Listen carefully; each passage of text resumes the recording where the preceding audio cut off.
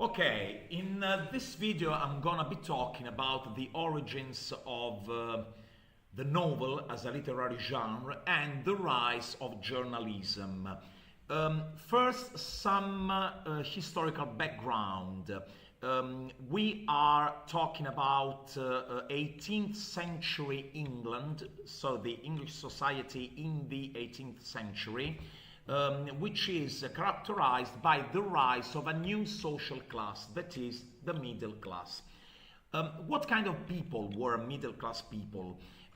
They were not interested in the traditional values of aristocracy. So even when it comes to what they liked to read and watch, they were not interested in anymore in going to theater. Actually, they never were.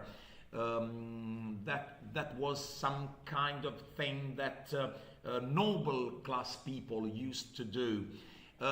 Middle class people were interested in first reading newspapers and magazines, which were made possible by the invention, the creation of the printing press, because the printing press made it possible to print cheaply magazines and newspapers which could inform people about everyday life in London especially.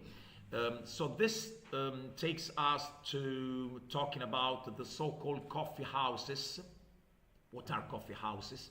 They were places where people, especially middle-class people, used to go, and for the cheap cost of 1 penny, for a single penny, they could drink their coffee and read if they could, newspapers and magazines, or at least they could listen to other people chatting about what was going on in London, for example.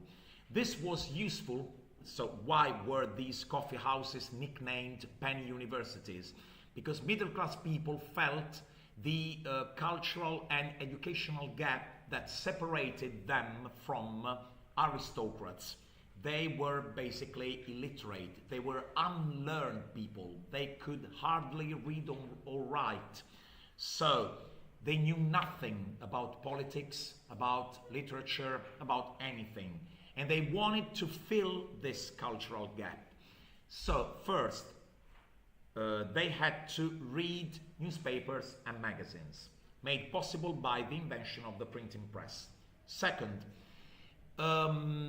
they wanted to read novels, because novel, this new literary genre, novel, basically rose in this period. First, because of the printing press, once again, because on one hand, you had to go to a theater and watch actors acting, playing in a play. But they were not interested in that. They wanted to read novels about a new kind of hero. What kind of hero? The self-made man. That is, a man or a woman, because we can also have female heroes, heroines, we say in this case, who basically start from even low positions, and using their skills, they are able to go up the social ladder, to update their social standing. So even though they are poor, they don't have money, they don't have a loving family supporting them, they don't have a house. In the case of Robinson Crusoe, they suffer 2 shipwrecks. So basically they are alone on a desert island. There's another, in this case, a female character created by Daniel Defoe, Moll Flanders.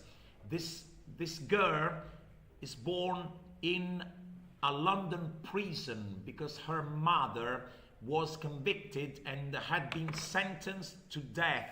So she gives birth to this child Moll, a girl, in prison. And Robinson had to survive. Robinson has to survive on a desert island. Moll has to survive in an urban background in London. So how can they survive? First, they survive because they have been chosen by God.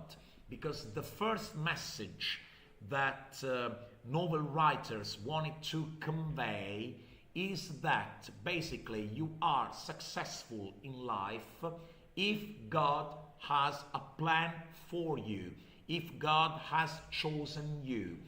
Both Robinson and Moll Flanders, no matter what they suffer, a shipwreck, being born in prison, doesn't matter.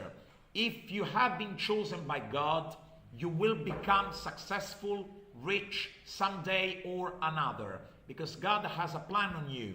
And according to Martin Luther's religious views, becoming rich is not something that stops you from being saved.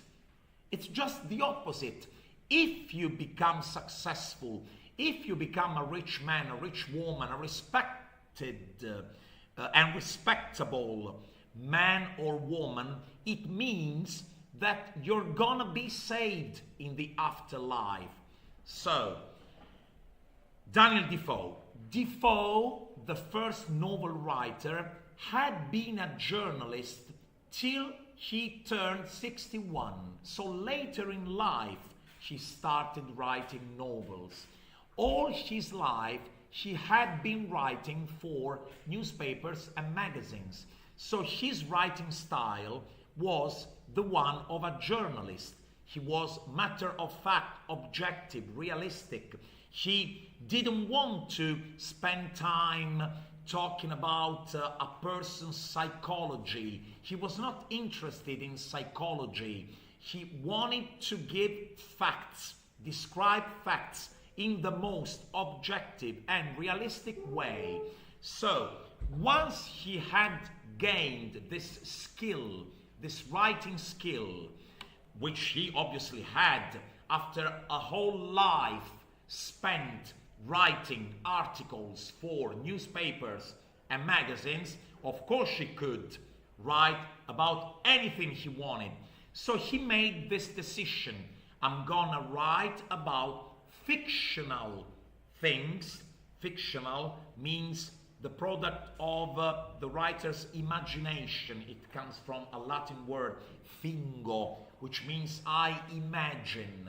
Like Giacomo Leopardi when he says, io nel pensier mi fingo. It means I imagine, I create in my mind. That is fingere in Latin.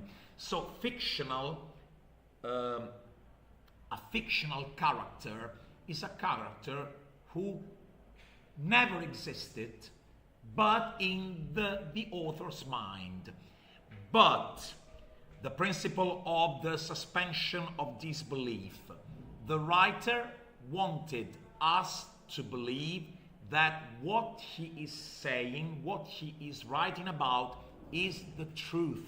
So, in the case of Robinson, Daniel Defoe says, I'm gonna publish the diary kept by a sailor who really existed. His surname was Kreutzner, but I'm gonna make it easier and I'm gonna call him Crusoe, but the real name is Kreutzner. And I'm gonna publish this diary.